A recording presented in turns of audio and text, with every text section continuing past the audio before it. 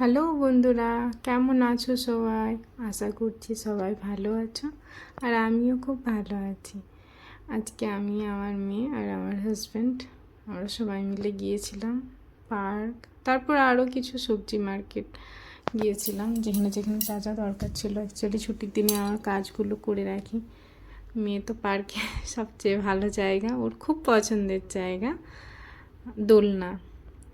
দোলনার কাছে ওয়েট করতে করতে কখন ওর নাম্বার আসে। অ্যাকচুয়ালি দুটোই দোলনা পার্কে, ছোটো বাচ্চারা সবাই তো দোলনা খুবই ভালোবাসে। আমরা হয়তো ছোটোবেলায় নিজেরাও খুব ভালোবাসতাম।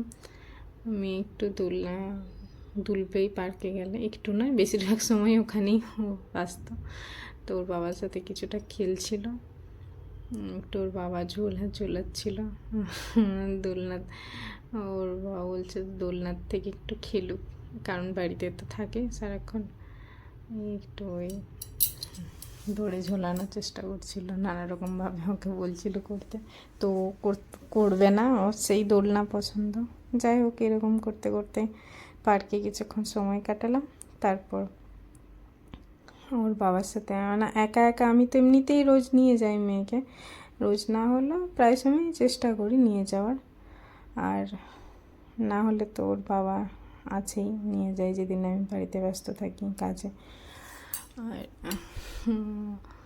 সেরকম হলে ওর বাবা বলছে ওকে গাছে চাপ, তো ও তো চাপবে না। আর এইসবের দেখে আমাদের নিজেরও ছোটোবেলায় অনেক কিছু মনে পড়ে যায়, কী করতাম এইসব। তারপর আবার কি ফিরে গেলাম, হাঁটতে হাঁটতে চলে যাচ্ছি। আর সামনেই একটা মন্দিরও ছিল, আর যখনই পার্ক থেকে বেরোই একটু মন্দিরে ঢুকি, তারপর চলে আসি। দুজন বাবা মেয়ে তো হাঁটতে হাঁটতে যাচ্ছে, হাত ধরে বাবা মেয়ের।